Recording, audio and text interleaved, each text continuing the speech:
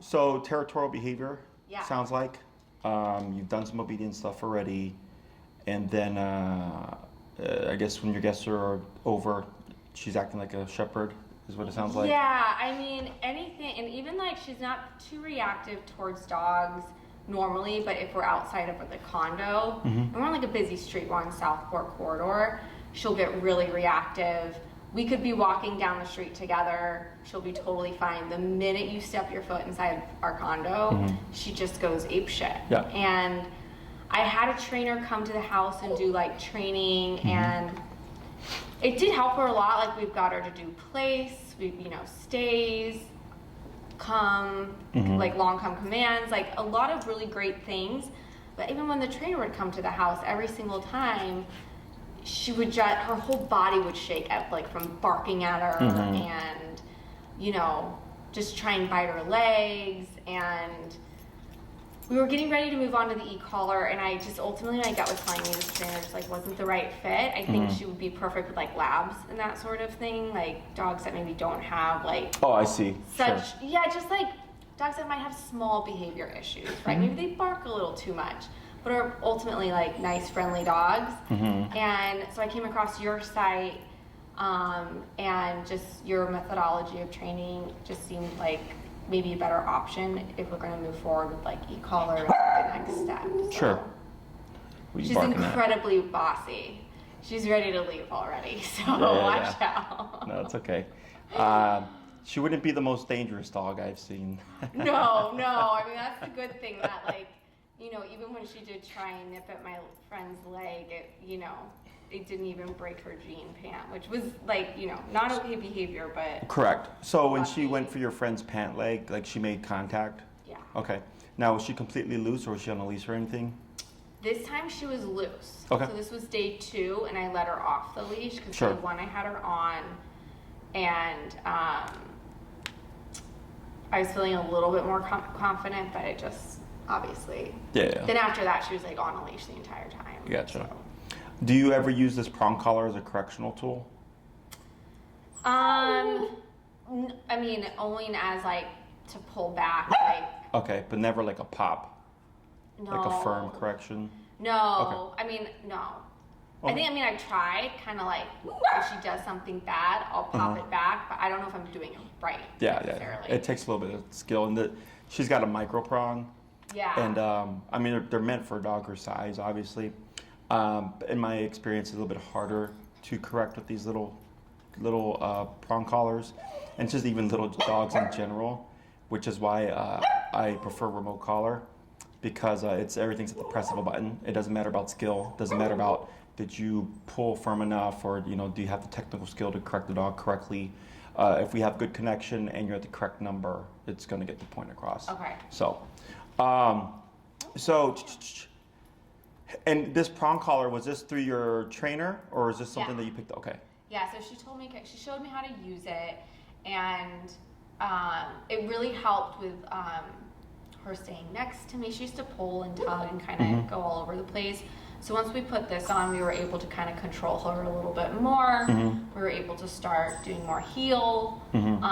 So it's helped a ton, but There's limitations. yeah, not to where we need to go. Yeah. Sorry. Yeah, no, We're not prong leaving. collar is a great tool. I mean, it's better than like a no-pull harness, which on a dog this size is the most common thing that we see. Yeah. Which just exacerbates the problem. The only Pulls issue is hard when that's on. yeah. The only issue is with these micro prongs or prong collars. It's just a technical aspect of it, which is why we don't really use them that much. We incorporate them. So my go-to tool is the e-collar. Yeah. Puppies under 6 months, we train on food, clicker-based training, all the basic stuff, potty training, all that basic foundational stuff. But once they hit 6 months, dogs tend to treat puppies as adults. So at that stage, we also treat them as adults, but then also train them to an adult level. Okay. So meaning like we get off-leash control with the remote collar. I mean, technically speaking, you can e-collar train a puppy as young as 2 months, but for the most part, the general public isn't comfortable because it's a puppy, and it's really the notion of what an e-collar is or what they think it is that creates this kind of emotional response. But we train puppies at as young as 2 months remote collar, and we get really advanced training at a really young age. It's a little bit more nuanced because it's a puppy, but dogs bite their puppies. Yeah, So like, yeah. it's so like, when we get these little guys, and typically what I see is behaviors are ignored in the beginning because they're puppies, or they're excused because they're puppies. But I always tell my clients, like, if another dog disagreed with that puppy's behavior, they would nip and bite that puppy just like any other dog. They don't care how small a puppy is, how big the puppy is, how young the puppy is. This starts as young as 3 to 4 weeks within the litter. They start correcting their puppies. So what happens is we get our 2-month-old puppy from the breeder or the shelter. We raise them that first year, excusing a lot of things because they're puppies, but then a lot of behaviors are going unchecked. And then next thing you know, you have this year-old dog who's been doing these behaviors for a year now, and it's a bigger dog and it's a problem, correct? Yeah. So, but you're on the right track. I mean, you already have an aversive tool, which is good. The limitation of the prong collar is very common. Even if you didn't have the behavioral stuff, a lot of people tend to struggle with like off-leash stuff because now when you take the leash off, how are you supposed to communicate with your dog? Yeah. So remote collar also just is a remedy for that problem, because if the dog's got the collar and I have the remote, even if they're off-leash up to a mile, technically speaking, depending on the model, I have connection with the dog. Yeah. So it's my go-to tool, super easy to use, very effective, off-leash control from the get-go.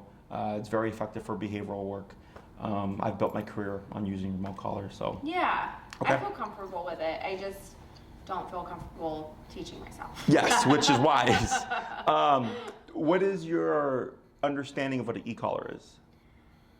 So actually I've seen because I did interview like a ton of different board and trains when we first got her and when we opted outside of it. So I could be very confused on which one you have. Okay. I feel like there were 2 or 3 different ones, and there's like different levels, and it's kind of like the one I tried on was like almost like an electronic pulse, like on your muscle, and then there was also one that like vibrated, and so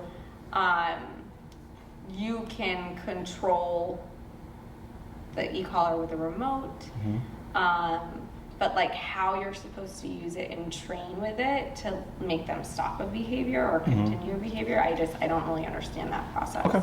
So e-collar, you described it well, as a miniaturized TENS unit. Yes. Are you familiar with that? TENS unit. Yes, Yeah, yes. that's what I was thinking Okay. of. And I actually just posted a video like a month or 2 ago comparing them side by side. And they do the exact same thing. They just stimulate a muscle. Okay. Have you ever experienced TENS therapy before? We actually have one. I've only used it like once though. Okay. But yes, I know exactly like what it is. So when you use the TENS unit at home, I'm assuming you started low and kind of worked your way up. Yeah. Yeah. And then at some point you're probably, ooh, that's uncomfortable. And you probably lowered it, right? If not, just took it off because you're like, maybe not. So similar for dogs. We start low, we work our way up. I don't know what your dog's level is going to be. We figure all that out, real time. And I help you figure this stuff out. Yeah. Okay. So in terms of technology, it's just a miniaturized TENS unit. It's not electrocution, which is what most people think. Typically because in the dog training world, there's drama. We have the positive only front, and then we have trainers like myself that do both positive and positive reinforcement and positive punishment. Right. We use all the tools available to us. So in the positive only world, they will use terms like shock, torture, pain, things like this to deter you from using these tools or seeking trainers out like myself, because no one wants to electrocute their dog. Right. But when you actually learn what the technology is and you're like, well, they use this on humans all the time, then it's actually not, it's not as bad as it seems. So it's just a muscle stimulator. The brand that I use is Dogtra. In my opinion, it's the best brand. There's a number of models out there, but I train specifically with Dogtra. And they have different tiers of output. Okay, so there's like the baby ones that are meant for like a teacup dog, for 5-pound dogs and under. There's one for 35-pound dogs and under, 70 pounds and under, 70 pounds and over. And there's a few more models, but those are the ones that we almost always use on a regular basis. All right, so we have low, medium, and high, so to speak.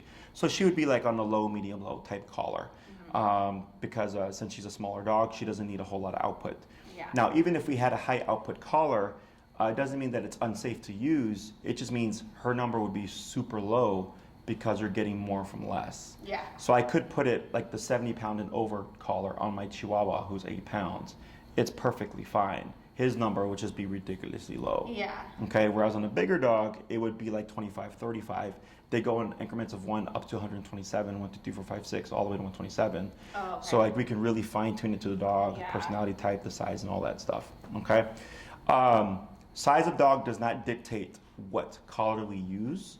That's just like a general framework. So to give you an example, I have a dog that I'm working with right now, severely leash reactive. When she had her consult, the entire hour for the most part was the dog just blowing up at every dog it saw, even if the dog was like 100 feet away. Yeah. Okay, because I recognized the intensity of the behavior, and her dog was only about 20, 25 pounds, I put that dog in a high-powered collar. Okay, and to give you an example, so we had the first class. The first week was kind of rough, and then I saw her for the second class, and I said, she had already worked her way up all the way up to 80. Oh. Yes, and then we ended up landing on 115, and at 115 we started to see the dog stopping the reactivity. Okay, so when we were dealing with behavior, I always tell my clients, I can only take you as far as you're willing to go. Okay, now I don't think your case is like that, but this is just to give you an example. This is just to give you an example. Yeah. I'll get it done. It's just a matter of, is the owner willing to go as far as needed to stop the behavior? Okay. Yeah. So this dog, despite the fact it's only 20, 25 pounds, the intensity of the behavior was so great. I was like, yeah, we're definitely going with a high-powered collar here. And we always start low, and we worked our way up, which is why that first week was rough for the owner, because she had to start at the baseline of 15. And then by the time she saw me for the second class, she had only worked up to 80. And she's like, but the dog keeps being reactive. Still doing it. So then I know. So behaviorally, so obedience and behavior are different. Obedience is a skill set, right? So think of obedience as education. Sit, stay, come, math, English, science. Okay. Yeah. Think of behavior as morality. Don't jump, don't bark, don't bite, don't lie, don't steal, don't cheat. Yeah. Right. So a very intelligent person can be a not good person, and a not so smart person can be a very good person. Right. These things don't really correlate. It's the same thing for the dogs. And I always say that, I'm like, she's super obedient, Uh-huh. but she's bad. I don't know how to Correct. describe it. Like, she'll sit, she'll stay. Especially for me, my husband, she's like the dream dog. Correct. But when you add in the stressor, or when you Yeah. add in the threat walking into the home, heel goes out the window, sit goes out the window, Yeah. place goes out the window, right? Because behaviorally, when she goes under stress or she goes into territorial mode, the skill set no longer matters. Yeah. Okay. So that's the difference between the two. When we're dealing with the skill set, it's something that we have to shape, right? We have to shape the sit, shape the come, and all that stuff, because dogs aren't genetically born thinking like, one day you're going to teach me how to sit, right? This is something that we've created to control our dogs in a way. Behavior, however, is genetic to a dog in the sense of, like what I mentioned earlier, if she exhibits a behavior that another dog doesn't like or disagrees with, that dog would nip and bite her to correct her, to say, you're not going to do that. Right. The dog wouldn't tell her to sit. The dog would just simply say, you're not going to bark. Does that make sense? Yeah. So when we do remote work, it's technically speaking with behavioral stuff, simple in the sense of I just need to bite the dog at an intensity that tells the dog, you don't want to do that again. Yeah. Does I that mean, make I tried sense? pinching her butt and that didn't work. Yeah. She'll cry. She's very sensitive, but even with this collar, her pain tolerance, I know her pain tolerance Yes. is way more than she can handle. She just she's a baby. And Yes. So this is when we do physical corrections, either through I do Cesar Millan methodology. Okay. Are you familiar with Cesar Yeah. Millan? Yeah. The touch, right? So I've been doing it for that's how I first learned. So I've been doing it for 12 years. It's actually how I got these bites here yesterday, because I was working with a dog about her size that's been biting the owner, and I had to correct the dog. Yeah. And I had to use my hands, and the dog, in response, tried to bite me back, in which I just kept correcting, and eventually the dog gave me what I was looking for and stopped, Yeah. right? But in some cases, we get dogs that are 150 pounds, and a firm poke or hand correction in some cases isn't going to do much with a dog that big, right? Yeah. So with the e-collar, or even with prong collar, at some point, even if you give your most forceful correction, you're going to hit a limitation, Yeah. right? You're not going to be able to go past that. And some dogs will blow it off. They completely don't care, right? And size, again, does not matter. So that's where e-collar comes in, because I have 127 respective levels, Yeah. right? I'm going to find what's the dog's weakness, so to speak. And a lot of times, even though dogs may be physically tough to like a prong or a hand correction, they can be sensitive to the e-collar just because of how the correction is delivered. Yeah. Okay. And sometimes they get dogs that are more sensitive to a prong collar, but more tough to an e-collar. Yeah. But we still go to e-collar just because it gives us the off-leash control. Yeah. You know. So when it comes to how do we apply this, you know, like a case like yours, is most people think we would come in targeting the behavior, right? It's like, oh, first class is in the home, let's slap the e-collar on her and let's just like correct her, right? That's not how it actually works, because we have to teach the dog what the e-collar is. Yeah. Okay. So what we would need to do is review heel, okay, and teaching heel or reteaching it through the e-collar. Okay. The reason why this is important is it allows us to layer in the e-collar in a non-confrontational manner, which is walking your dog. Most people walk their dogs 3 times a day, 7 days a week. So that's 3 times a day, 7 days a week. You get to practice using this tool. So your dog gets exposed to it regularly, starts to learn what it is. You get used to using it on a daily basis. So you get familiar with, you know, adjusting the dial and all that stuff. Yeah. It also gives us a baseline of what your dog's, what we call working level is. Okay. So working level is the number that will motivate the dog to give me what I'm looking for.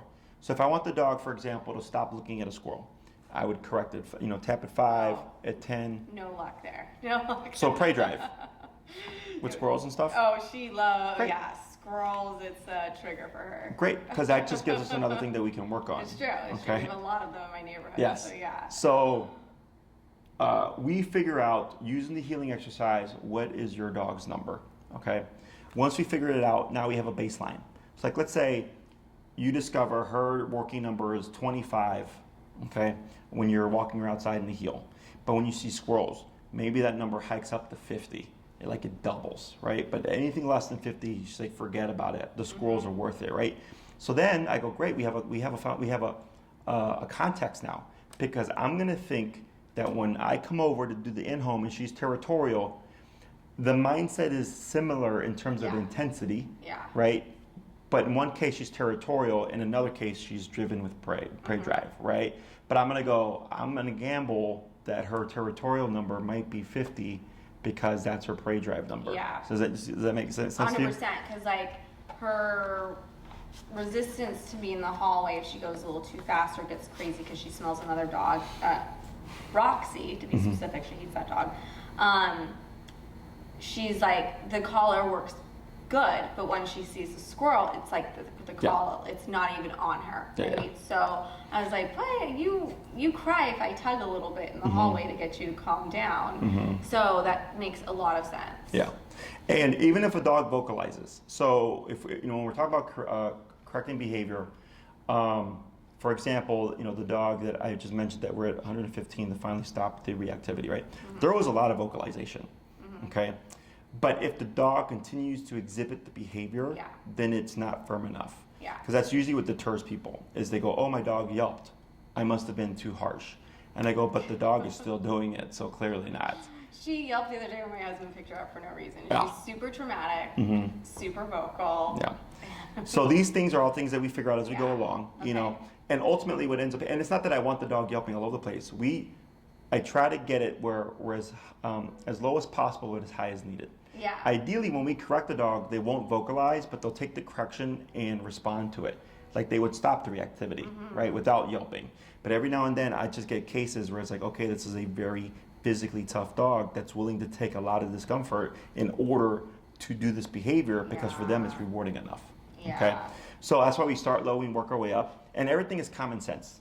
Okay. So once you learn how to start figuring out your dog's number, how to apply it and things like that, it's just all common sense, okay? And then you give me feedback. So we have the first class, and we typically train out of Oz. Okay. Today, of course, the weather was wonky, but we typically train out of Oz, which is the busiest park in Chicago. Have you ever been to Oz? I have, yeah. Okay. Yeah. We're not like close to it, so I don't usually go there, but we go to like another park. I gotcha, yeah. Oz Park, busiest park in the city. You get rollerbladers, skateboarders, bicyclists, dogs, people, off-leash dogs, baseball games, jazz bands, like a bunch of stuff going on there. So we started training there because of COVID. Because prior to COVID, I used to come to my clients' homes have the consult there, and then ultimately all the training would be done at their home. But then when COVID happened, nobody wanted me to come over. Yeah. So then I came up with social distance dog training, which was we were having it at Oz Park. People loved it because we were out in the real world. Yeah. So if they had a reactive dog and it was day one, like I was working them through it real time. So when they would leave, they would have hands-on experience, and they would apply it during the week, and they would come back and we would just build upon it. And it was so popular that we just kept doing it. Yeah. And then, and it's nice to be outside all day. Yeah, and then you also aren't going. Yes, it made things a lot easier everywhere. too. I used to work 13 hours a day with 8 clients just with travel time and traffic and stuff. But yeah, my days are a lot shorter now. Yeah. But yeah, it's a great place to practice. It's very realistic. And for like cases like yours, because obviously you have the territorial stuff within the home, right? What most people do is, they'll have the sessions at the park, and by the time we're ready for the 3rd class, which is typically when we do the in-home, then we schedule that one to be the in-home.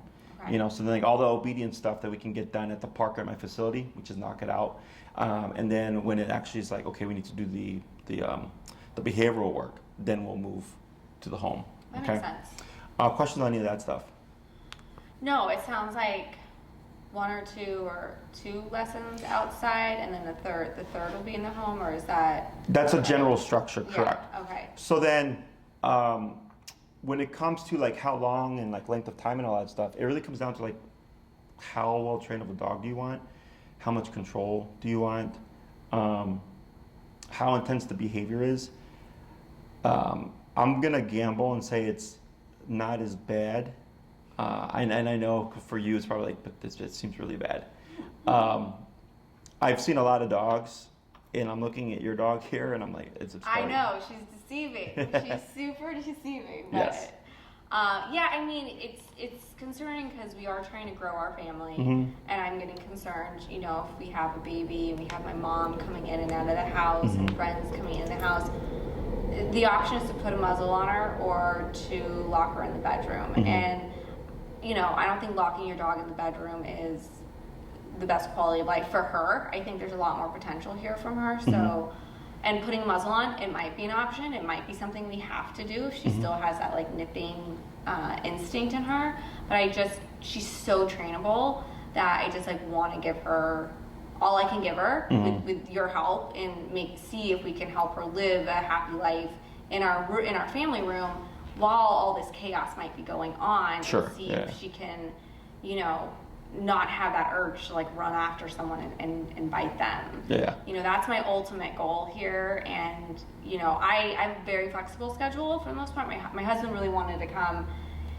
We got our wires crossed tonight, okay. But I will mostly be the person managing that, and he will show up for like the training sessions once I understand what his calendar looks like a little bit more. And when it comes to the training sessions, when I work with couples, the first class and the behavioral class are always the most important. Okay. What's also nice is that we do film the classes, so I send you the links to your videos. That's nice. So then it's like, if you can't make it, like you really want to make the first one and you really want to get the training started, but then something happened with work. I would just send you the link, and then whoever has the link can view the videos. So, so in terms of the behavioral stuff, right? So it's territorial. Is there who's in her circle of trust? It's mostly just Ryan and I, my husband and I. Okay. And then again, like when we're out at a street fest or whatever, she doesn't growl or bark at anyone. She'll let people pet her. I try not to let a lot of people pet her though, because I know she doesn't really like it. At the same time, she's more like apprehensive. But it's just like anyone that comes into the house, she's just never, like since we had her, like I think it was like we got her at 6 months. It was like 4 weeks later, my mom came into town and she just terrorized my poor mom. Just like chased her around the condo the entire time. If she was in the kitchen, that was fine. And so so really, sorry to answer your question, it's really just me and my husband that she won't terrorize. Yep. So just as FYI, dogs have 3 like pivotal changes in their life: 6 months, a year, 2 years. Okay. Okay, so you got your puppy at 6 months. Yeah. Think of it as 6 months is terrible two's brain, teenager body. A year is teenager brain, adult body. 2 years is adult dog. Okay. Okay, so a lot of times when I get clients that get the puppies at 2 months, great puppy. Then at 6 months, all of a sudden they start to display these types of behaviors. Yeah. Okay, because they're starting to come into the personality type. And if not at 6 months on their own, sometimes something traumatic would happen. Like they'll be at the dog park and the dog like overcorrects or like attacks the puppy. And then like a switch, the next day the puppy is now leash reactive. Yeah. Okay, so 6 months a year and 2 years are typically the most common times of a dog's life where something happens. And then there's a personality shift. In your case, you got your puppy at 6 months, so right at that shift, right? And then within a month, she became territorial over the home. Typically, it takes a dog a minimum of 2 weeks to a month to come into the home, into their own within the home. Yeah. They're finding what the hierarchy is. Okay, so like if I had your dog, I wouldn't see the behavior because I would be correcting the puppy at 6 months when I bring them into the home for every other thing that I wouldn't want, right? And the first time she tried to bark at the door, I would correct that too. So it never gets a chance to grow and blossom, so to speak. Right, yeah. Does that make sense? And how old's your dog now? She'll be 2 in September. Okay, so a year and a half, right? Yeah. So the good thing is all this can change. However, it's not like we fix dogs and then your job is done. Right. It's a lifestyle. But in the beginning, there's a lot of work. Once you've accomplished all the results and you've gotten the progress and the success that you've wanted, it's simply just maintaining and reinforcing. Yeah. Okay? Because I feel like, and even when I tell people they're in a consult, it almost inevitably happens in training where my clients will ask, when does the collar go away? Okay? And in certain contexts it does, in certain contexts it doesn't. And Yeah. I'll run through all that stuff. But, or they learn like, or they're like, when does my dog become a good dog?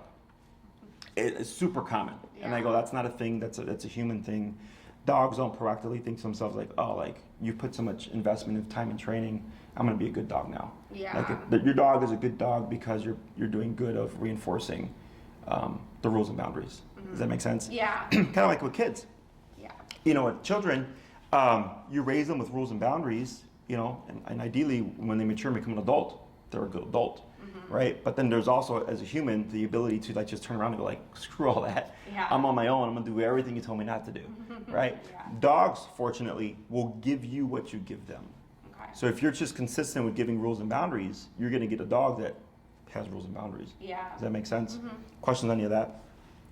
No, I think that makes sense. I guess, you know, and time will tell, right? Like I said, I want to give her like the best opportunity we can. I just, in the back of my head, I'm just so fearful that she's gonna like keep biting, and we're gonna have kids or the friends come over, and you know, that's my number one goal, is to try and get some of that initial instinct out of her, you know. But time will tell, you know, right? Has she been around kids? She has. How is she? She was really good. I mean, one little girl was feeding her like treats forever and like playing with her, and she did really good. And then the little girl, it was like 45 minutes, and I should have pulled Foxy away. This was last summer, so it's been a while. She doesn't like the kids other than that, but then she got kind of scared because I think Foxy might have nipped at her a little bit. But my friend said he saw the entire thing, and she didn't bite her, but she did kind of like nip. And so we just put her in the bedroom, and she like she fell straight asleep. The other girl left kind of scared, but that was like the only time. And so ever since then, I haven't like let her really play alone with kids, just because you know, she's not around kids all the time. And that's wise. So I always tell everybody, even like when it's like the friendliest, most lovey-dovey golden retriever, never unattended. Yeah. Okay, because that's when things happen. Because dogs have limitations, right? So if they're unattended, the kids like pulling their jowls and pulling their ears and pulling their tail, right? You got to remember that dogs correct their puppies as young as 3 to 4 weeks. So so here's an example. It was a black German Shepherd I trained probably like 2016. I remember when we did the consult, they're like, oh, this dog loves kids. Issue was territorial behavior. Bit somebody in the butt, bit another person coming into the home. All territorial, all protecting the home, right? which technically is healthy. Unfortunately, the people that the dog bit were friends, and it was a friend like and a relative. But they walked in unannounced, and I told them, I'm like it sucks that it was a person that you know, but your dog actually did their job of like, hey, I don't know you, and you're walking into our home unannounced, right? Right, yeah. But it was great with kids, and I told them never unattended, right? And then like they did a 12-class program, like 9 classes in. I remember walking in, and like the whole family was sitting down, like solemn, and I was like, is this like an intervention for me or something? Like, I have a problem. But the dog had bit one of the kids. And I said, explain to me what happened. They're like, well, the dog had a water bottle, and he was chewing on it, and one of the kids went to take it from him, and the dog bit the kid, bit him on the face. And I said, how bad was it? They're like, it was just a bruise. And I go, okay. I'm like, you do know that's not aggression, correct? And they looked at me, and they're like, what do you mean? I go, yeah, like the kid tried to take the water bottle, right? Yeah. And I said, yeah. I'm like, She's that was territorial over her toys. yeah, resource guarding, right? Yeah. So I was like, if the dog really wanted to do harm, it clearly could have, but instead it gave a correctional bite. It sucks that it was on the face. It sucks that it was a child, but this is why I said never unattended, because you guys got too comfortable. Yeah. Right? Because they'd had the dog since it was a puppy and never had an incident.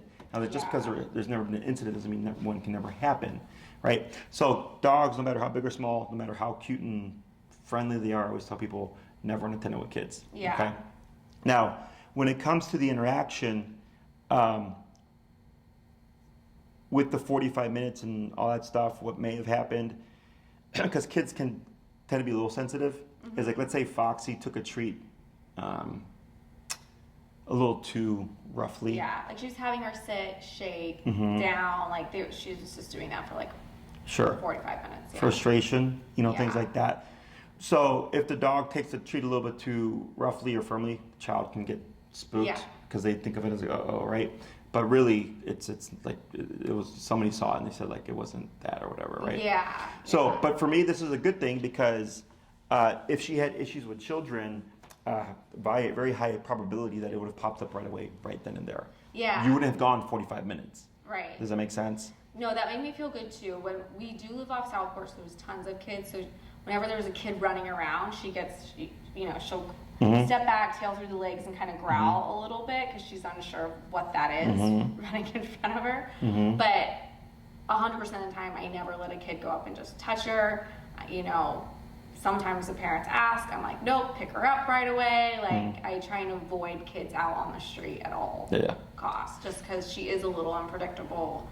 But we had a great, for what I thought was a pretty good experience. Unfortunately, I would agree. Ended a little scary, but for the girl. But do you know what your dog's issue is? I mean, I think if I had to guess, I mean, there's a lot going on with her. She's very fearful. Like she gets very scared the reason why I think so, because her tail goes underneath her legs. So I think there's a lot of fear-based in her. Like even the train going above, right? She was shaking for 2 minutes when we got in here because the noise just scared the shit out of her. But then I also see this territorial resource guarding aggression. But I think a lot of it stems from her herding breed too. So I think she has a natural, even with me, she'll jump on the back of my legs to push me outside the door to go on her walk, and I'm trying to be really good about correcting her on that and not letting her do that. So I mean, as far as issues go, I think there's a lot fear and resource guarding and territorial behaviors. That's what, if I had to guess. Sure. But, so we have fear, nervousness, anxiety, aggression. Okay, you definitely have a more nervous dog. Okay, fear, nervousness, anxiety look similar. Okay. Fear tends to want to keep away and panics. Okay, so let's say with the children running around, a fearful dog would jump back and be barking, and they don't want to let it go. So then if you put the dog away, a lot of times they'll stay stuck and they'll keep barking. Okay, they'll stay in that kind of fear mode. A nervous dog does what she does and kind of pulls back and then growls, and then you said she's unsure of their energy, right? which is a very good description because that's exactly how I describe it. Because nervous dogs tend to not like erratic or frantic energy. They don't like quick moving energy. Yeah. At least not when it's from something that they don't trust. Like you could probably just run in front of her and she's like, okay, mom's running. Yeah. Right? But if it's a kid, she's like, Yeah. right? Oh, yeah. That's nervous dog. Anxious dog doesn't settle. They keep pacing. They walk around, they lay down, they get up, they walk over, they come, they whine, and they jump on you. They go over here, they go over, they move. Okay, so they look similar, but those are like their key defining features. And it's not that a dog can never become anxious or whatever. Like, but I pick up more nervousness from your dog than I do fear and anxiety. Okay. Also, nervous dogs, when they become territorial, they have a hard time coming back to normalcy because the territorial instinct gets intertwined with the nervousness and they don't know how to handle the situation. Does that make sense? Yeah. Or they'll calm down after 15, 20 minutes and then your guest gets up to go do something and the dog triggers, right? Yeah, I don't know if I shared that, but that's exactly. I got her to go to place. I got her to stay in place. And the minute someone got up, she was like. That's nervous dog. By that time, I think I had tied her to the couch, so she couldn't go. Yeah. She could. Luckily, she's light, so she can't do much damage. Yeah, she can't pull the couch. Yeah. But I was like, I've got to take a break and go to the bathroom and not have her with me this entire time. Yeah, no, that's. But that makes sense. Nervous dog. Yeah. Classic nervous dog. Okay. An anxious dog in that setting wouldn't settle. Like you would see them standing on the placemat, probably drilling, because they want to move, but they can't because they're on place. And a fearful dog would like keep barking, like they just don't stop, and then you just see it in their eyes that they're just scared. Yeah. Okay. Whereas she has the capacity to settle down. Yeah. But the moment there's a shift, then we trigger again. Okay. So that's classic nervous dog. Okay. Nervous. I like it. We can name it. So. Name her now. Now what do we do with this? Right? So we cannot make your dog unnervous. Okay, that's your dog's genetic code. That's just how she's wired. But we can help teach her how to handle it better. And I can help you learn how to handle and control and guide a nervous dog. Okay. Does that make sense? Yeah. So in terms of how I would see this kind of playing out in terms of length of time and everything, so we need at least 2 classes on heel. Okay, that's the standard. By the 3rd class, we can jump into territorial stuff. Okay. The next thing is we also have resource guarding, right?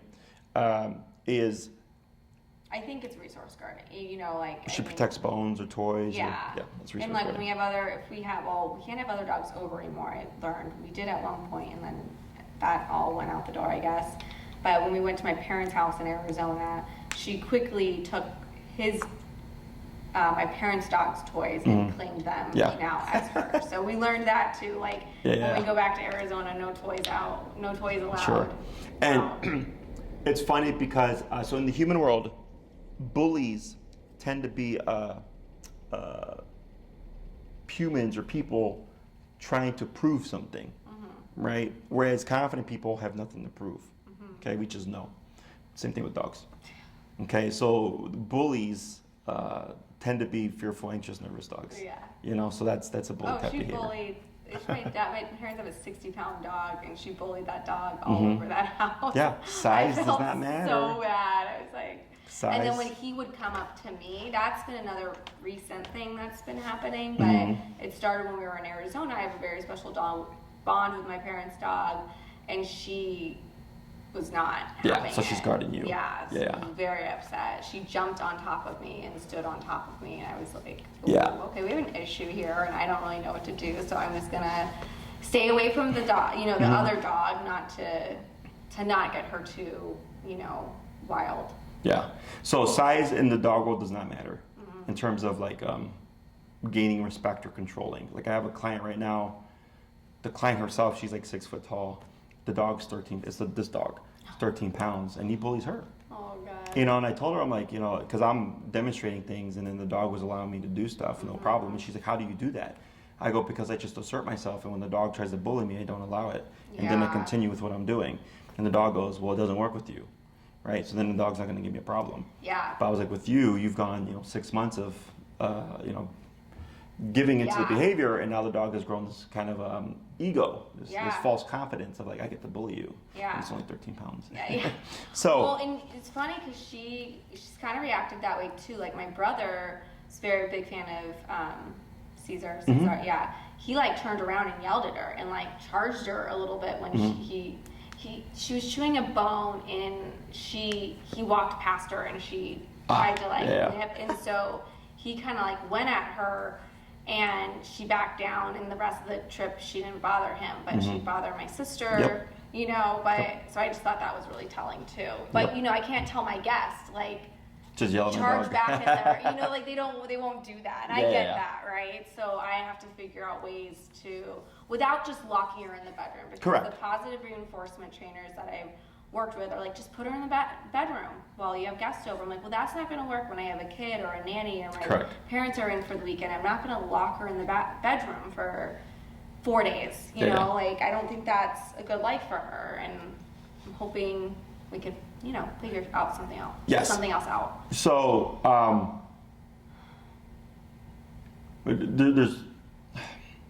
there's no like wrong answer in my book. It just comes down to what's going to work best for the situation. Yeah. But you know, I always give my clients a number of choices, and I go, you're going to pick what's going to work best for the situation. Yeah. Okay. So so we have for going back to like the layout, right? No, you're okay. 2 on heel, 1 on people coming over, right? Territorial behavior, people coming over. The next one would be most likely another follow-up to the in-home of like, how do we start building trust with her and your guests? Okay? Because it's not as simple as stop being territorial, because since she is coming from nervousness, she needs to build trust, and it takes longer. Okay? But if we don't shut down the territorial behavior, it will never allow her to open up to who are you? Okay? Because territorial behavior is suspicion, it's get out of my house, right? So if that never gets addressed, the dog just gets stuck in this like, I don't agree with you being here. Yeah. Right? The moment you stop territorial mindset, it allows nervousness to start to just subside, because now she's not stuck, she's not lost. And once we get that, and she's like, well, you've been here for an hour, nothing bad's happening. And if I act out, there's a correction. But if I don't act out, there is no correction. You're not hurting us, right? So what are you really about? Yeah. And then you start to see the dog show curiosity, like sniffing and stuff like that. And then positive reinforcement has value, because now you're rewarding what you're looking for, which is curiosity, coming to say hi to a degree, right? As opposed to trying to use positive reinforcement to change the way the dog feels, which is usually how it's done. It's called counter conditioning, right? If your dog is barking at the guest, have the guest throw a treat at the dog. If they do enough treats, the dog will start to associate, oh, they bring good things. But we've tried that. yes, if the dog is stuck in nervousness. Cheese and meat and anything, any good treat we could find. Yes. Yeah. Was she taking it or was she not eating it? Yeah, she'd take it. Yeah. Yeah. So then. We would have him throw it, not from the hand or anything. So then what can happen is inadvertently rewarding the territorial behavior. Yeah. Right? And I know in positive only that they'll say like, no, you're not. You're changing the underlying emotional response. Right. I go, no. You're rewarding whenever you do anything positive with your dog. So if she barks and you pet her and you say it's okay, you're trying to calm her down, but the touch is telling her, do it again. Yeah. Because you're saying this, do it again, right? But your intention is different from what you're actually saying, right? When you give the reward, I understand that we're trying to get the dog to go, oh, you mean good things, so I shouldn't bark at you. But really, you're rewarding the dog as they're barking. So the dog goes, I must then keep doing this, right? So reinforcers are for things you want to see again. Punishers are for things you don't want to see again. Yeah. And that's where like your prong collar comes into play. That's where tools like the e-collar come into play. Yeah. Okay. So third class is how do we address territorial behavior? Getting her to calm down and not be barking and not chasing your guests. That's the first step. Okay. People can come over and you're like, wow, we can start to get some normalcy now. Okay. Because now your dog starts to get used to, oh, we're having people come over and I'm not being isolated. Yeah. Because then if she's sent into a different room, I understand how it prevents the problem, but now your dog becomes more antisocial because she's not being kept in a social context, right? And then she tends to bark even more. Yeah. Because she knows what's going on out there. Yeah. Because you want to think of it as nervous or whatever, You want to think of it as when a guest comes over, you know you've invited that guest over, but for your dog, that guest represents a threat. So when you isolate her in a separate room and she's barking, it's because she's under stress thinking there's a threat and she can't do anything about it. Yeah, that's very true. Okay, so that's why with remote collar, if we did separate the dog and they were barking, I would correct that. Yeah. To tell them, like, you don't need to bark, everything's fine, Yeah. right? But it would not help the dog learn how to be social because I removed them from the social context. Yeah. Right? So if we have a child and every time adults come over, we always send them to their room. And then one day it's like, oh, let the kid be out, and the kid's misbehaving. It's because they've never been out with adults. Yep, that's true. Right? Same thing for the dog. But we need something, of course, that's going to deter your dog from trying to bite your guests and all that stuff. Yeah. Right? So, and we would have more people over if we knew what to do Correct. with her. Like, Correct. I'm at the point where I just don't know what to do. So I'm anxious about people coming over because I don't know what to do. correct. And that creates a feedback loop. Yeah. Right? Because now she's nervous and territorial. Now you're anxious because you're like worried something's going to happen. Yeah. Right? And you put your dog in a room and it's just this constant, this cycle. So, first step is just getting your dog to turn off territorial instinct and just be like this. Just chill. Right? I don't need you to greet the guest. I don't need you to like the guest. I don't need you to acknowledge the guest. I don't need the guest to acknowledge her either. Everybody's just here coexisting. That's the first step. Okay? Then we build on that.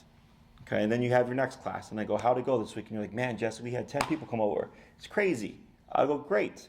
How was she? You know, she barked, but we could stop her. It was easier. You could tell she was uncomfortable, but she would mind her business. I go, great. First step. Now we want to build on that. How do we start getting your dog to open up and start trusting people?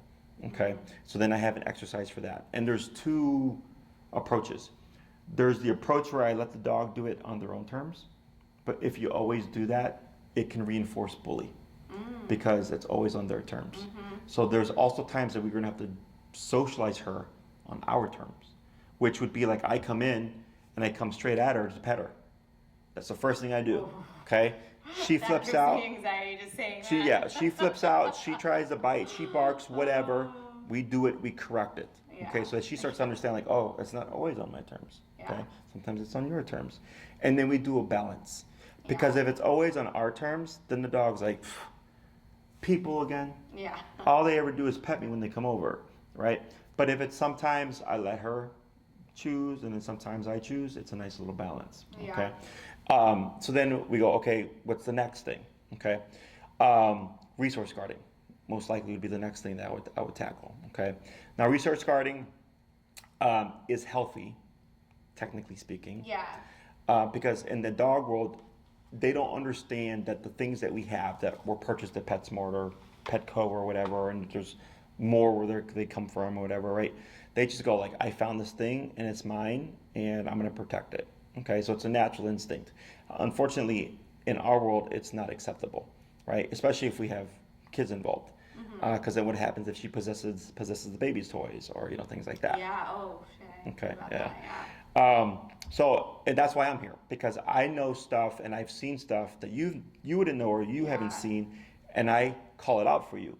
So I help you avoid problems, but then I also help you prevent problems. Okay, and then there's also problems that we're proactively just addressing. Okay, now in my experience, and I've had some highly aggressive dogs, where the client will they'll have a baby and all that stuff, and I'll always tell them like it's all about coexistence.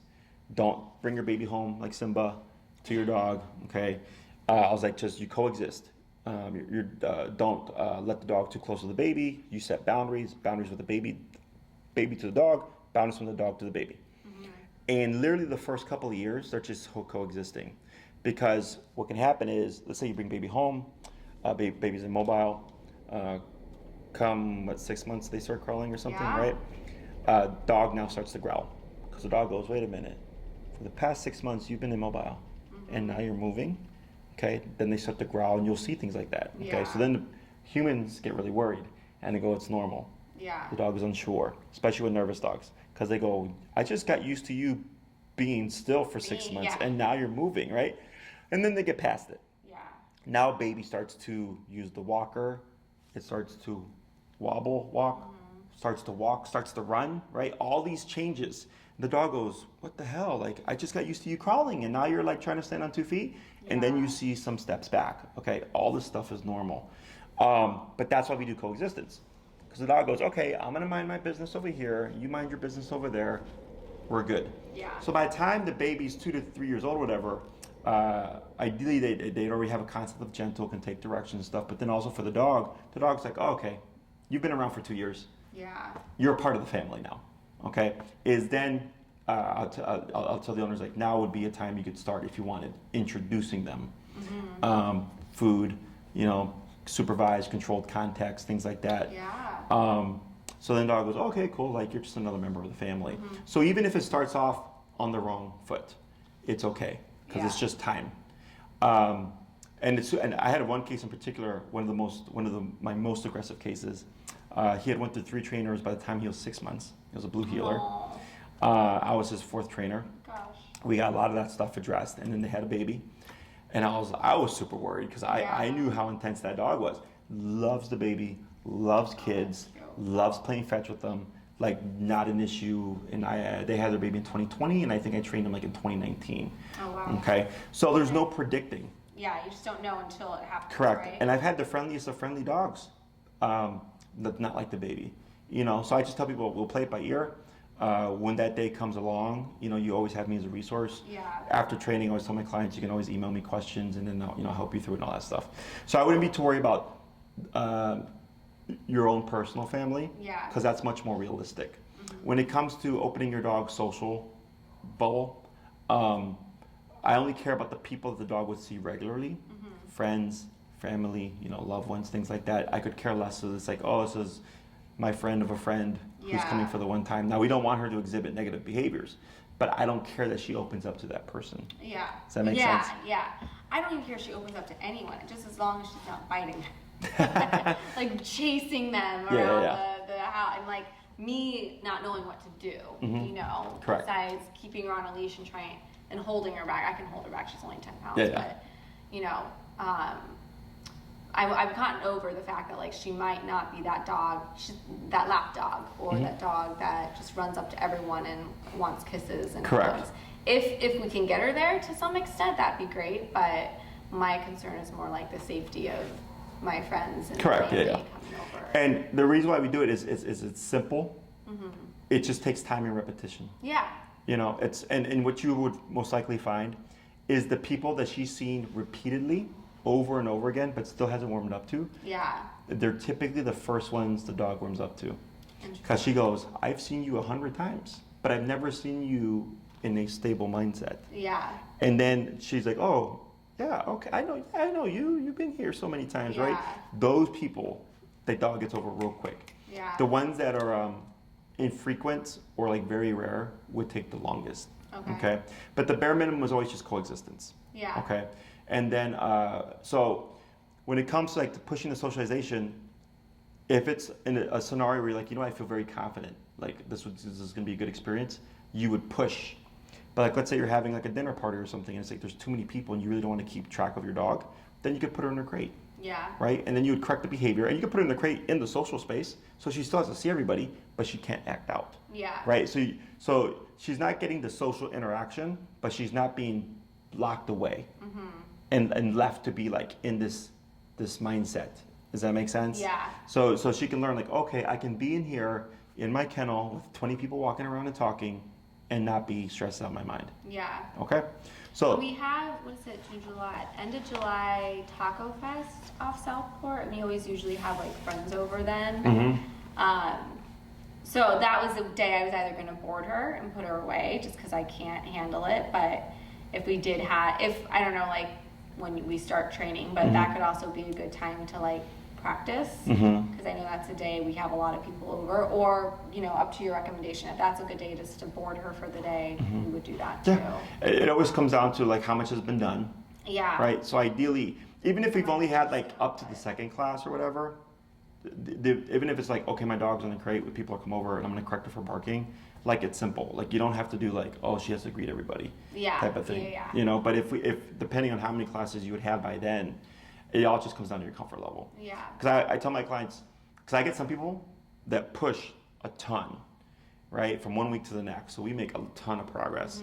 And I got other clients that will push, but only so much because they don't feel like they're ready for it. So they take a longer progress. Yeah. So every case is different. We'll just play that by ear. Okay. Okay. So we have resource guarding, we have territorial behavior, we have trying to socialize with people. Anything else that you can think of that you're wanting or looking to address? No, I mean, that's really like the biggest issue. It's really around the apartment. I mean, she hates the dogs that live in our building, but she likes every other dog, but I don't really care. I don't know if that's an issue though. She does bark and growl at them. Leash reactivity? Yeah, she'll tug. Okay, but only with the dogs inside the building? Yeah, only the dogs. Okay. Only poor Roxy, who hates every other dog besides her, but she hates Roxy. So Roxy and Foxy, they're not That's good. funny. And then we have a little bulldog and then a golden retriever, and she hates all of them for some reason. Okay, so Just them. The leash reactivity stuff should be addressed with the healing exercises. Okay. If not, it's something we could cover. Yeah. But that, I mean, again, that's not, I'm like, oh, okay, if you're mad at them, fine, we'll walk the other way or whatever. It's really just like, But dogs outside the building, no problem. If they're out in front of our door to get into the building, she starts growling. Okay. She But once thinks she's out, people- nothing. Yeah, nothing. And people in our hallway too. Okay. So she can be very reactive to people in the hallway. Bark and go crazy a little bit. So I guess that's another thing too. But I was kind of hoping with what you're going to be teaching us. Yeah, it would cover all It that. would cover that too. So technically speaking, all that building stuff is just territorial behavior. Yeah. Yeah. Because leash reactivity, it's funny because I was like, outside the building, how is she? So if there's no barking at dogs outside the building, then it tells me the barking she does on the leash inside the building is just territorial. Because if it was leash reactivity, it would also carry outside, if that makes sense. Yeah. Yeah. Yeah. So yeah, she's super territorial because then, like you said, mentioned earlier, like she guards you, all that stuff. Yeah, and it's very much with me too. I'm like her number one. Yeah. It's my husband. So, which is like what you said, to a certain extent, I don't mind, right? If someone's trying to get into my building, or we were at the park the other day, she was fine, bunch of dogs, bunch of people running around, but someone kicked the ball and it landed on our blanket, and a guy ran over to grab it, and she was like up immediately, but I'm like, well, kind of okay with that, because what if that guy was trying to steal our bag? You know, Yeah, we I are in gotcha. Chicago, that shit happens. Yep. So it's like this fine balance I'm trying to find with her. Yeah. Of No, how, and you're correct because, again, territorial instinct isn't bad. yeah, It's healthy, right? It's security for you. The problem is when it's getting uncontrollable, yeah, right? When you don't have the ability to rein your dog back calm her in. down. Exactly. Yeah, that's So what we don't have right now. when you get the off switch, it just opens up a lot of things. Yeah. Okay. That makes sense. So like the whole picnic thing or whatever, like I'm on the same page as you.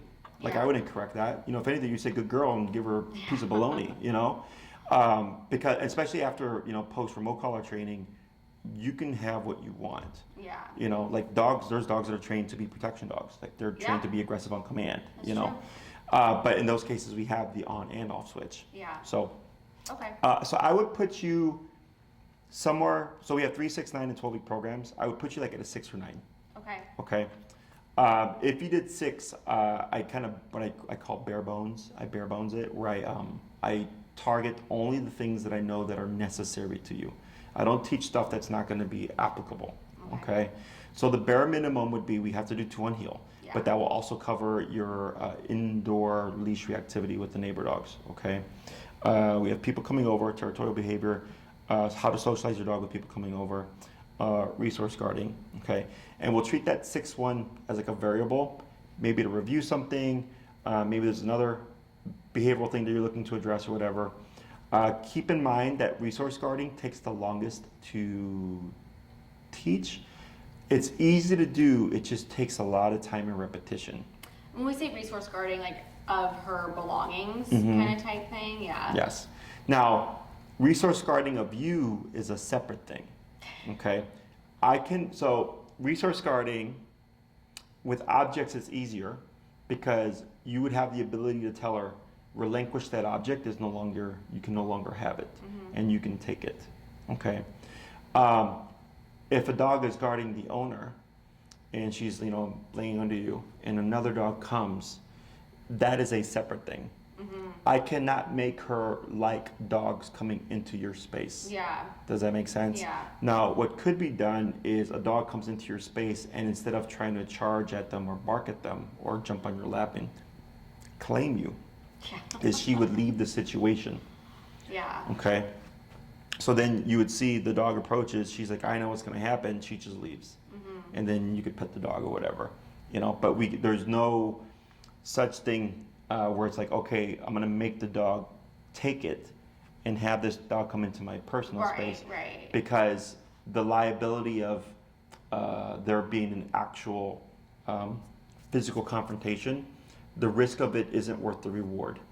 Does that make sense? Like, I'm like, I don't care if a dog comes over to me. Right. You know, Yeah. I'm like, it's my dog. Right. But we can't make her like that. Right. So we can at minimum remove her from the situation. So if I'm like, hey, you leave, and she left, so I can then if I really wanted to pet the dog, that would technically be an answer. But for me, I don't do like, you're gonna sit there, I'm gonna bring this dog over, and you're not gonna do anything. Right. Because then that just makes the dog be like this, because they're like, you know, because she's in your personal space. She wants instinctually, she wants to protect you or claim you, and then the dog's over here, and you're like, you got to take it. She does do that. We took her to the dog thing right over in Wrigley Field. We live right over there, and it was like a dog day. So we took her over there again. She does very well, like not socially. Yeah, out there. like she's not the 100% the best, but I mean I've never had like an altercation, but. Pippa, the dog that we know very well, and they played great together off leash, came up to me, and I was just kind of backing away because I've seen some of her behavior, and she went right in front of me and showed her teeth right away. I was like, oh my god, oh my god. So when they play, so there is some of that happening. So when they play, right? I'm assuming they're off leash. Yeah, well, we usually go to their front yard, and I'm up on the stoop, and I'm doing my own thing with the parents, and they're just like running around the front yard together, like fine. But at the Wrigley Field thing, they were all on leashes. We were all kind of sitting together around the dogs, and I just think, you know, this dog knows me and likes me, so. I think Foxy saw that, and she just kind of like got right in front of us. Yeah, that's resource guarding. There's a little bit of that going on with us. So for me, again, like I go, that's completely normal. Yeah. It's just not socially acceptable. You know. Yeah. So stuff like that, like I would, you know, give you like you were correct in the sense like you try to remove yourself because you're like, okay, I know what's going to happen here. Yeah. Right. Most you could do is if she freaked out or you know try to claim you, you would correct her or whatever. Yeah. You know, but again, we cannot make her like the situation. Correct. I just don't right now. I don't have the tools to properly correct her. Yeah. To not have an altercation happen, and then like you said, I don't mind not petting the dog, right? Like my main priority is her and making sure things don't, you know, escalate. Correct. So, Yeah. or I give her to my husband and they go walk away Yeah. because she doesn't care. She doesn't care who hangs out with my husband. Yeah, that's funny. But yeah, I mean, it's not uncommon though, you know. No, yeah. I mean, I work in the front room with her all day. Like I'm her number one caretaker. Although I don't walk her all the time, my husband actually walks her a little bit more than I do. But yeah, I mean, I've spoiled and babied the shit out of her, so part of me, you know, got what I deserved. If you did the 9, it gives us more time to cover like more skills, like place. Like we used these beds here to teach place. Yeah, I have one of those, or not as like nice as that one, but I do have one of those. Like a she goes. cot, yeah. Yeah. So place is a good skill to have, but it would be like place. My dog goes to her bed, and I know she's not going to move for the next 2 hours. Yeah, I think the longest I've gotten her was like 10 or 15 minutes. Yeah, no, we're talking about like guests can come over, she's on her bed, she's not going to bother with anybody, Yeah. they don't bother with her. It's also another way of keeping her in the social space without having to isolate her. But then the dog goes, okay, I have my space here. I mind my business, you mind your business. But it allows them to be in the social space. Okay. Yeah. Last thing would just be recall, which is off leash, common cold. which just allows you to have more freedom with your dog in the sense of you don't have to be confined to like only fenced-in areas. Is you can let your dog off leash anywhere, knowing that you can return your dog. Yeah. Also, just like it was funny because I was getting our transport van for daycare. I took it to go get it oil changed, and I'm sitting there at the oil change place on Western up north, Valvoline, and I just hear this lady screaming Lulu. And her dog, she was walking her dog to go potty, and I guess the leash unclipped, and the dog started running away from her on Western. She got her dog, like, it turned around the corner with to go pee. Yeah. So she was able to catch her dog and leash it. But, like, sometimes like stuff like that happens where, you know, dog slips out the collar, prong comes undone. Yeah, no, my husband said something happened, and he didn't know what happened. It like came unhooked. It's never come unhooked with me, so I'm not sure. But, and you know, she is pretty good at recall. Not great, but pretty good. And she stopped. Part of it, she's too scared to get too far. Yeah. But I mean, I was like, oh my God, you're so lucky that. I mean, we were in Chicago. We're down an alleyway. The car, like. She's you know, tiny. It's not so much her. It's the other cars aren't gonna see her. You know, so. So with the off-leash recall with remote collar, just like it sets that like a fail-safe. Yeah. The other thing is with the level of training, like we've had it happen post-training where a client like the leash will unclip or something like that. Shit happens. Yeah. And they're like, Jesse, like I was walking with my dog in a heel and like the leash came undone and my dog never left my side. They're like, it was crazy. They're like, you know, we're really grateful. Like it didn't matter because we had recall and we had the collar on. But it was also really nice to see like the dog didn't even care to like leave our side because of the training. So with the longer program, it gives us more time to also work with behavioral stuff, but then allows us to also work on with the stationary control and the recall command, okay, which are also important. But I know for you, the key thing is behavior. So that's why with the 6-class program, I would do what I need to do, which is the heel, to set the foundation for behavior, and then the rest of the program is trying to get as much behavior done as possible. Okay. It would be like, is there always an option like, hey, let's start with the 6-week program and then add on as we go? So or... you can do that. We just don't prorate programs. Okay. So if you bought 6, you would get that rate, and then if you bought 3, you would get that rate. Okay. Reason is my calendar is booked ahead of time. So like if you did 6 classes and you picked what's today, Monday? Let's say Monday at 6 was available. Okay. Monday at 6 for 6 weeks in a row plus 1 would be your time. No one can take it from you. Okay. Let's say you cancel, reschedule. You give us plenty of heads up. Require 48-hour notice. You don't lose the classes, but you use what we call your priority. Okay. So let's say you call in 3 times. You've hit your 7th week. I already have another person booked at 6 o'clock now on Mondays, right? Because we're anticipating your program ends on this day. So then you know, Tina or Maria will just contact you and say, hey, I used up your priority. You have 3 classes left over. What's your availability? So we can, you know, fill in those last classes or whatever. So then if it's like, hey, this is going great, we want to book another 3 classes, you're back in line again. You wouldn't just continue where you're at because that time might already be booked. But then also we have consults and then other clients that are booking. So then you're getting back in line behind them. Okay, so like the whole process resets. If you did 9 for 9 weeks plus 1, 10 weeks, Monday or whatever would be your time. And so it's the same kind of rule as with the 6th class. It's also cheaper per class the longer the program. Because then we go, okay, cool. Like the client, they're going, we want 9 classes. We go, okay, here's a reduced price per class. And then this is your time for 9 weeks plus 1, and then you're done. You're in the calendar. We don't really think about it unless there's a cancel or reschedule. Okay? Otherwise, I don't care, but I would do nothing less than 6. Okay? That makes sense. The biggest thing I see, or the biggest issue that I get sometimes, and it's rare, is where I'll tell a client, like, I recommend at least 9, right? And then they'll book 3. And I'm like, okay, well, I'm trying to get a considerable amount of stuff done in 3, but it's not going to be so much where you know what I'm saying? Like it's because it requires time and repetition to see the results. And foundation too. Yes. I understand, like you want to start with heel, you need to introduce the e-collar. Correct. And start correcting. So then if by the 3rd class of a 3-week program, we're targeting the behavior, we spend 2 on heel, 1 on behavior, it doesn't give us time to actually see the others. Okay. So in your case, the bare minimum I would say is 6. Okay. And then there's no timeline. Like I've had clients that would do 6 now, and that they've come back like the following year, and then they'll book another 3 or whatever.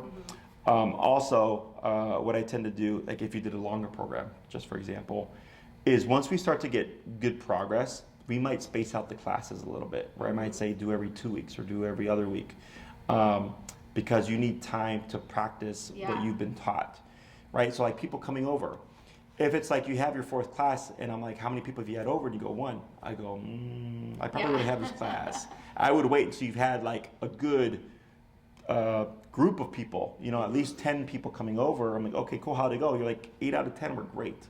What happened in the other 2? Oh, like this happened and this happened. Oh, okay, this is how we're going to address that, you know, because now I have feedback, you know. But if it's just like no people coming over, or it's just one person came over, like it's hard to kind of know where you're at in terms of progress. Yeah, okay, that makes sense. Questions on that? Nope, that makes sense. Totally. So 6 is fine. If you want to extend, you're more than welcome to.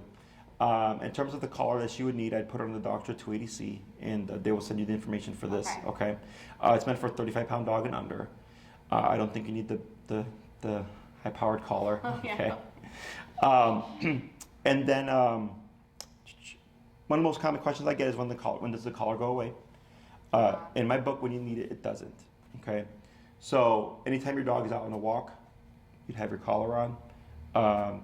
In terms of people coming over, it's really there's no concrete answer. Yeah. In some cases, the owners will have people come over. After 15 minutes, the dog will settle, and then they can take the collar off. The dog's completely fine. In other cases, they move past the collar. In other cases, they'll keep the collar on because either 1, the dog needs it, and or 2, the owner just feels better having it. Yeah. Okay. There is no rule in how it has to work. Okay. There's some cases where I'll tell the people, I'm like, you did a great job. Like, I think you can move past the collar inside the home.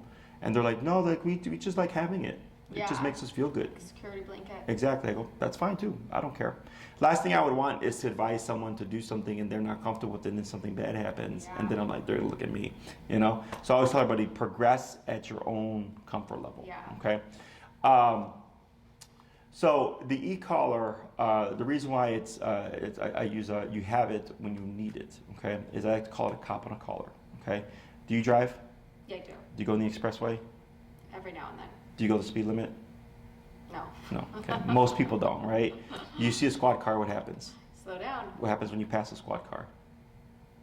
You slow down still. I don't know. Or it gets you, or you speed up. You speed up Sorry, afterwards. trick yeah. question. Yeah. No, you're good. You typically speed you're up, gone, right? Yeah, you're past it. You're gone. Now you're speeding back up. Yes. So that's called opportunistic behavior. Okay. All animals do it, including humans. Mm-hmm. So if we call it, e-collar, cop on a collar, when it's present, your dog is going to behave better. Yeah. It's going to understand there's sort of consequence, right? It's going to help her keep that nervousness in check, so on and so forth. But when it's off, she's going to push boundaries. Mm-hmm. Okay. So outside, we cannot account for life. Off-leash dogs, our dog somehow gets off-leash, things like that, right? It's not that you're always using it. It's simply present in case something happens. Mm-hmm. Okay. Inside the home, when guests come over, you probably have it on. And then at some point you might move past it where it's like, okay, we can remove it. Or you might just go, no, I'm going to keep it on because my dog acts way better with the collar on. Okay. And then when your guest leaves, you remove it. Otherwise, if your dog is a great dog, in between those moments of being outside or being off leash versus in people being having guests come over versus just at home with nothing going on, then you don't need it then. Yeah. Okay. When it comes to like barking at the door and stuff throughout the day, we have ways of correcting a dog that is not dependent on the collar, because then if the collar is always on to correct like barking at the door when it's like neighbors walking by, you become dependent on it, right? But at some point the collar is going to come off. Yeah. So for the times where it's like just a person walking past the front door or a dog walking past the window, we have an alternate means of correcting. But when it's a person actively coming into the home, you want to have the most control. Yeah. And that's when the collar would come into play. That Okay. makes sense. So it's not anything to do with my skill as a trainer. It has nothing to do with the training itself. It's simply just opportunistic behavior. Tying back to what I mentioned earlier about when does my dog become a good dog? Again, not a thing. Your dog is being a good dog because you're doing a good job of being a good owner, holding the dog accountable, giving correction on things that you don't want, appropriate corrections that the intensity of the dog needs to deter the behavior, and pushing things. Okay. The moment you start to regress or become lazy or lenient, it's going to start to come back. Yeah. Okay. That's why I said it's a lifestyle. Yeah. I don't like the word dog training because training implies at some point it's done, right? Because as a human, if you underwent training for a skill, once you've learned that skill, you could proactively apply that skill. But as a human, you have the ability to be proactive. Dogs are solely reactive. Okay, they react to what's going on within the environment. They react to what you give them as an owner in terms of structure and discipline, right? She's not, again, ever one day going to wake up and decide, like, you know what? I'm tired of being this bad dog. I know. You know, Yeah. I got to be a good dog for mom. She loves it. I think she enjoys torturing people. So, but yeah, as long as you're following through with everything. Yeah. No, I'm aware that this is going to be kind of a lifelong journey with her, and that's why I don't want to use those techniques of just like throwing her in the bedroom right now, or again, I don't know how to use a muzzle. I have one. I'm okay doing that if we need to at some point. Have you conditioned her to the muzzle? No, I haven't. Like, so I don't. That's what why. Kind? Is it a mesh or a basket? It's mesh. Okay. It's the tiniest one I could find. Yeah. So it's a mesh one. I think I put it on her once to see if it fit, and then I almost brought it out with my friends just because I was like so nervous. Yeah. Yeah.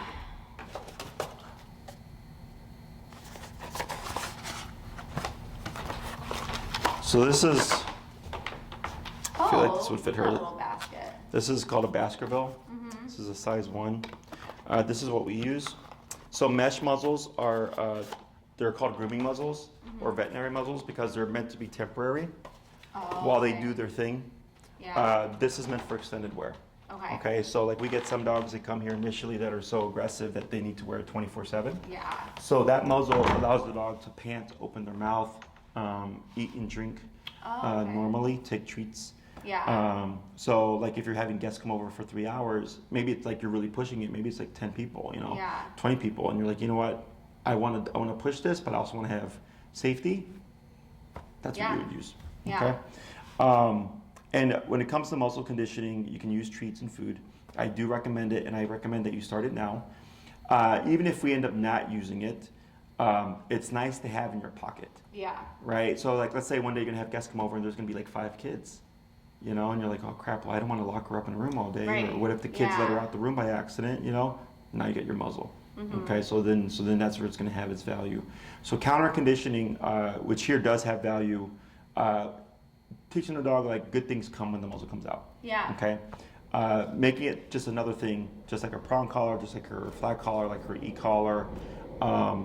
It's just another thing that she wears. Okay. So then we have and you can ask, did you book with Tina or Maria? Maria. So you can ask Maria, like, oh, Maria, can you send me the muzzle videos? And we have some on my website that show you how to condition. Very simple, doesn't require a training class or anything like that. If you have too much trouble, we could absolutely do so. Okay. But if you start that process now, should we end up needing it, right? Ideally, it's already good to go. Yeah. A lot of people will, even when I tell them in the consult to start the process, will leave it to like the week or 2 before.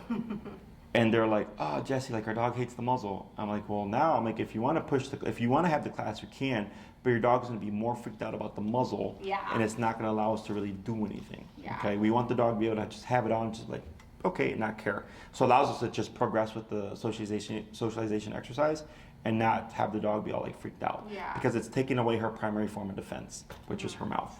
Okay. Treats and all that stuff, at least once, twice a day. So that ideally by the time we get to that point of socialization, should we think we need it, it's readily available to use. Yeah, and then I think that'll just help long term, right? Because yes, because then with we're not kids, going to take that hurting instinct out of her. I still think she's always going to nip at the back of people's ankles. no, we can stop that. You can? Yeah, we can correct all that. Yeah. But I'm like, no hope for her. Yeah, you want to, but there's always margin for error, right? Like I'm a dog trainer, and even I make mistakes. Albeit now, like I make very few mistakes. You as a dog owner, even though I can give you a bunch of information, it's inevitable that people make a mistake. Yeah, right? or I take my eye off the ball, or like what's happening in the scenario. Correct, or forget to put away all the toys, or what have you. Shit like that does happen. Like I had a client, I trained their first dog, who was like attacking people coming over, stuff like that, and he was super easy. Then they got a second dog. They got a puppy. And the puppy that they got is actually like the bigger asshole and has actually attacked the other dog. And he was a resource guarder. And then one day, the wife came home.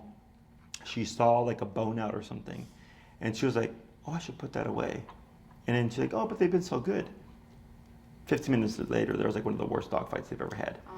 And then, you know, when I talked to him on the phone, and I was like, "Well, explain to me what happened." And she's like, "You know what, Jesse?" She's like, "You're right.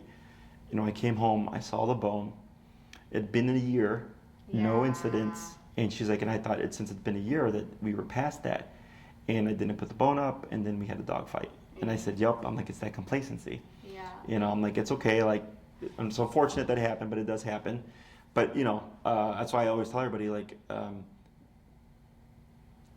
your training and your dog is only as good as what you can provide. Yeah. And it's inevitable at some point that we make a mistake. Now, in your case, you're lucky that you have just like this 10-pounder dog, you know? Yeah, me too. But yeah, you know, stuff like that does happen. So that's why when we take all these precautions and we do all these things, it just minimizes. Yeah. So not only would I would also recommend keep stuff put away, especially, you know, when your family does grow and you bring a baby home and all that stuff, is making sure that things are put away. Is also why we teach the dog. Like, for instance, we can teach dogs that if I drop a piece of food on the ground, it's not up for grabs. Instead of running to go get it, the dog will run away from it, you know. Or we'll teach, like, set boundaries on the baby's toys. Yeah. Like, the dog's not even going to go near the baby's toys, right? That's all the boundary stuff. So ideally, nothing happens. But in case, we forget to put something away. Yeah. Does that make sense? Yeah, she's pretty good with food. Maybe because I dropped pills one day and I screamed at her like not to get it, but like she'll look at me, see if she can get what I drop on the floor, which I'm like, oh my God, that's pretty good. I didn't even know I did that to you. Just yell at her more. Yeah, I didn't even know I did that to you. But okay, so she's pretty trainable. But yeah, that's again, we'll worry about the baby thing when we get there. But that is in the back of my mind since we are like very close to getting there. I've been doing IVF, so I'm like getting ready to do transfers, and I'm like, we've got to get this. Yeah. We've got to get this. Well, the good thing is you're under control now before. Yeah, no, you're ahead of the game. I had a client, they had 4 pits, and like the wife was like 8 months pregnant when they started the training. And I was like, stressful. dude, I was like, this is going to be so much work, you know, and yeah, it was a ton of work. Sure, but okay, I will order one of the baskets and kind of start working on that. Yeah, the brand's called Baskerville, so like basket but with an R, and the size that I brought out was the 1. Okay. Okay. And then Maria will send the rest of the information in terms of like the collar and everything. In terms of like when she can get you started, I know you mentioned earlier you have open availability or more flexible availability. Yeah, I'm pretty flexible. Yeah, which makes it easier because I'm usually reverse of most people. Okay. Because since people typically work a 9 to 5, I'm usually evenings and weekends are my busiest. So daytime availability it tends to be much easier to get into. But she can help you figure all that stuff out. Okay. Okay. And then she'll review pricing with me and everything. Correct. Yes. She'll send you the pricing, and that's all. It's all on our website as well. Okay. But she'll send you that stuff also. Okay. Okay. Any other questions? No, I think that was super informative Good. and really helpful. So I really appreciate it. Did you watch any of our training videos? I think I did. Yeah, like on YouTube. Yeah. Yeah. So if you go to my my website, canineperspective.com, on the homepage, if you scroll up a bit, there's a YouTube video with like a pit bull smiling in the sun. Oh, okay. The dog's name is Lake. Yeah. That's a really good video to watch. Okay. It's like a short 10 to 15 minute video where I use footage from the lesson and I explain and I talk through things to give you an understanding of how it works. Yeah. And then you see, like within one class, we were able to get the dog because she was like human and dog reactive. Okay. So she showed up like super crazy. And by the end of the Yeah. class, she's like calm and passive. Okay. So just to give you an idea of what it looks like. And then we have I've been posting up like little snippets and stuff Okay. so that people can watch to kind of show them, you know, how quickly it works, how effective it is, and just how easy it is. Yeah, I'll go Okay. back through. I know I watched some like when I was first doing like research on you and the business. So, but I'll go back through and watch. Yeah, it might doesn't make more hurt. sense now. Yeah. So if you have any other questions, feel free to reach out to us. Okay. Otherwise, it was a pleasure talking to you, and then we'll get in touch. To meet you, and thank you for all your help today. And No worries. hopefully, I look forward to working with you. 'Cause